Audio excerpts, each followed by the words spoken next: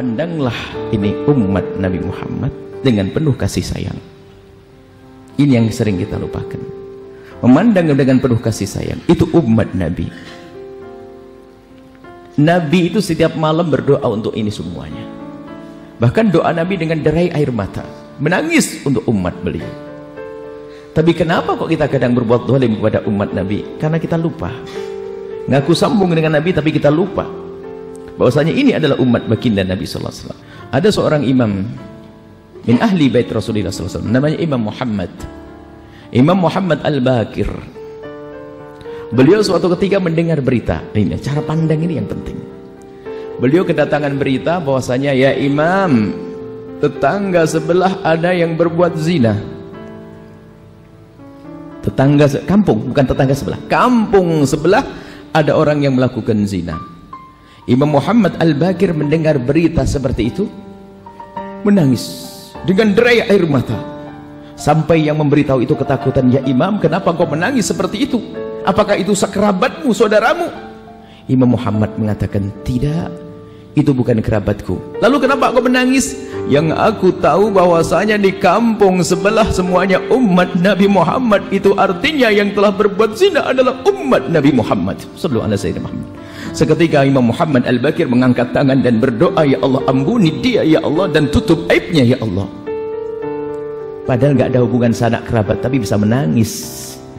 Coba cara pandang kita, ngelihat orang bermaksiat langsung buru-buru kita mengatakan seolah ahli neraka, digunjing. Bahkan siapa di antara kita yang di saat mendengar berita berita tetangga melakukan zina, atau melihat tetangga mabuk dan judi, siapa di antara kita yang di malam hari mengadu kepada Allah dengan tetesan air mata, tanda cinta kita? Seperti yang disebutkan Nabi, la yu'minu man kana la yu'minu ahadukum hatta yuhibba li akhihi ma yuhibbu li nafsihi.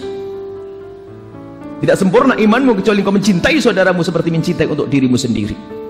Kita sering dikuasai oleh kesombongan karena kita sudah menjadi ahli ibadah, seorang menjadi orang paling baik. Akan tapi ketahuilah, yang bisa ngorek-ngorek hati kita, diri kita sendiri. Pernahkah kita terenyuh mendengar berita perzinaan seperti itu? Kita itu sudah kebal dengan tontonan-tontonan seperti itu. Pernahkah kita merasa terenyuh di saat melihat Palestina dibantai? Kita sudah kebal, hati kita sudah mati. Kalau kita mendengar berita foto pembantaian di Palestina, tenang saja, bahkan mungkin berkata, oh aku punya foto lebih dahsyat lagi. Cuman gitu dong. Mati hati kita. Ayo kita hidupkan. Kalau kita sambungkan dengan Rasulullah, ketemu judulnya. Itu ada Nabi Muhammadnya. Ini umat Nabi Muhammad sallallahu alaihi wasallam. Ini umat Rasulullah. Melihat sambung kepada Rasulullah ini penting. Mata Nabi selalu mandang dengan mata kasih sayang. Sehingga kalau hati hidup ini, lihat, hati hidup itu penuh kasih, kasihan, lihat orang itu dengan kasih sayang. Mungkin itu cerita zaman dulu Imam Muhammad Al-Baqir. Ada mungkin kita pengen kisah akhir zaman ini, kita sebutkan kisah orang-orang baik.